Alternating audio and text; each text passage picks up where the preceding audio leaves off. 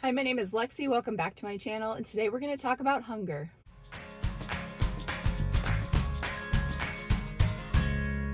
All right, so I don't think I've had a topic-based video on hunger since I've started this channel, which is kind of surprising considering hunger is a huge topic of discussion in fasting, but here we are. So I think that hunger is probably one of the biggest reasons why people are afraid to fast, especially when it comes to alternate day fasting, because they think, oh my gosh, if I don't eat for an entire day, I am just going to build up this incredible hunger and I am going to eat someone. It's just, they think that the hunger is going to build and build and build and get worse and worse. And that's just not true. And so I want to talk about it, and I want to talk about sort of some mindset strategies to approach hunger. And I would welcome anyone to add your comments here, because I know that you probably all have your own strategies and things that help you to approach hunger when it comes up, or just that fear of hunger in contemplating fasting. So first off, I want to say that there is a big difference between the hunger in a experienced faster versus someone who is adapting to fasting. Someone who is not yet metabolically flexible, who is not fat adapted, who is used to eating frequently. There's a big difference because your body just has not learned how to tap into that fuel source. And so it's basically going to be screaming at you to refuel, and it may actually be accessing other sources of fuel in your body, really trying to make that glucose, maybe using muscle protein, things like that. So for those who are just beginning fasting and you feel so hangry all the time in that adjustment period, that's totally normal. But just know that that does pass. And it does not mean that you will never be hungry again when you're fasting, because that's not true either. You're going to get hungry. You're going to feel hunger. There are different types of hunger. There's just that kind of I feel like eating something hunger, where maybe you smell something delicious. You're walking through the mall and you smell the food court, or you're preparing dinner for your family, or you see a commercial on TV or whatever that is something that looks delicious, something that smells delicious. Then that just triggers that hunger of like, oh, I want that. And then there's kind of that pattern hunger where, like, okay, I normally would be eating at this time, so I feel hungry. And it's real. It's your body giving you signals like, hey, this is when you normally eat, so go ahead and do that. And that's totally normal. And then there's a hunger that I feel like maybe is important to listen to, and especially when you are adjusting to fasting, is when you feel a little bit nauseous, maybe dizzy. And that is where your body is just kind of at maybe your blood sugar is really low, like really, really low. I don't mean like just dipping a little bit, but like actually low, like 50s or less. Then maybe you do need to eat because you're just pushing yourself a little too hard.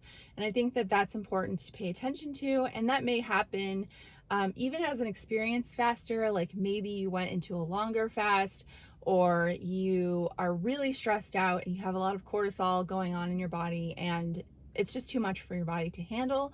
Then those are times when you need to pay attention, and it's really important to give your body what it needs. And you can always continue fasting after that, or just eat today and start over tomorrow or the next day. I mean, this is a lifetime journey, so I think that's one of the first things to recognize, is that nailing today's fast is not the be all end all. It is part of your journey. And if you made it to 17 hours and you've only so far gone to 15 as your highest, then you have succeeded. Even if your goal was 20 hours, or if you were, used to doing OMAD and you really wanted to do a full day fast, you just didn't quite make it, that's okay.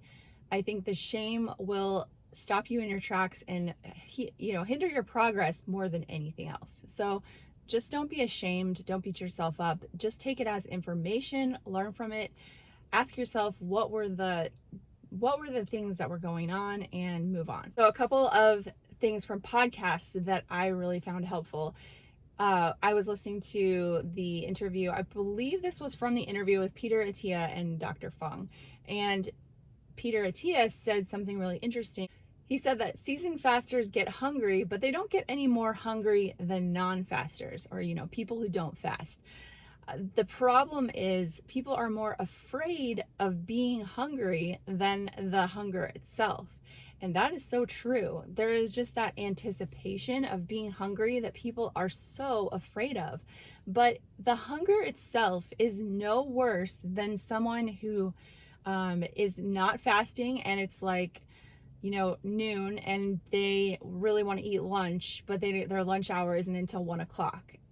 In fact, I think that hunger is worse. And I want to just share with you guys an experience of when I realized this, was that I had become metabolically flexible because I was out with my family and a friend of ours, and we were going out to dinner. This was when we lived in Las Vegas. So we were going, I don't know, some restaurant on the Strip. I can't remember. And we were riding that big giant Ferris wheel. I can't remember what it's called at the moment, but the high roller, I think. And we were going to dinner after that, and everyone I was with was like, I'm starving, I can't wait for dinner, I'm so hungry, and all this stuff. And I was like, wow, I'm not hungry at all, like I could wait like 2 or 3 hours and be totally fine, and I'd already eaten earlier that day. So this was an eating day, but like, so had everyone else. It was just that they couldn't go very long without eating. And now I can go like 8 hours before I even feel any hunger on an eating day. So like, it's crazy. It's such a different pattern. And so like, when your body is metabolically flexible and can easily tap into different fuel sources, it's not always like freaking out that it needs that refill of glucose. And so it's pretty amazing actually to note the differences. And so yes, you are going to experience hunger like on a fasting day, but in my experience, I just experience way less hunger overall. And that is the truth, because on an eating day, I am just like totally satisfied the whole day.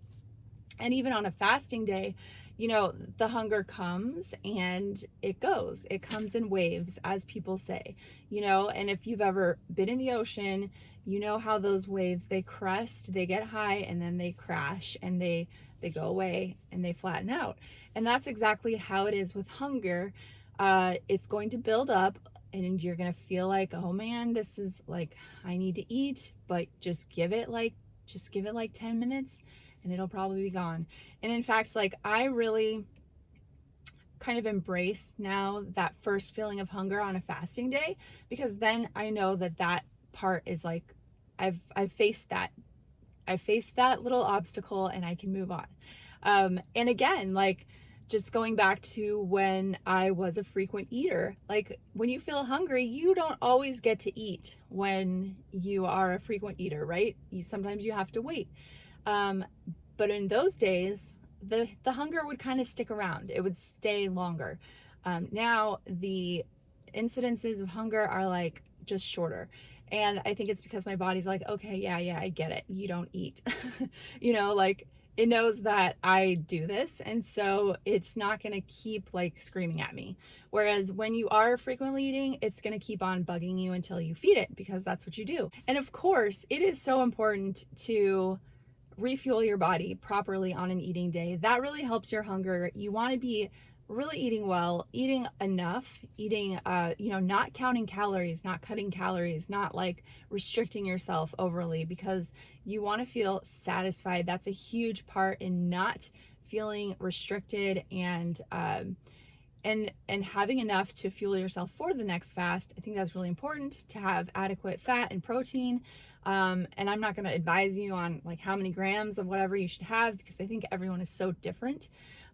But just making sure that you're hitting those nutritional needs. That's really important. And another point that this brings up is that fear of hunger sometimes brings people to think, oh, I need to eat more now so that I'm not hungry the next day, which, I just talked about eating until you're like fully satisfied. So do that. You definitely want to be satiated, but you don't want to be overly full, because that is actually going to make your fast harder. It's going to make you take longer to get into the fasted state. You're probably going to have digestive issues, and it's just going to be not very fun. So that is something that takes time to recognize and to experiment with, because you have to like figure out what works for you and clue into those satiety feelings. And it does take time for that to even out in the beginning, because probably your hunger and satiety hormones are all out of whack. I know that mine were. And so you don't really know what it feels like to be satisfied. You don't even know what it feels like to be really hungry.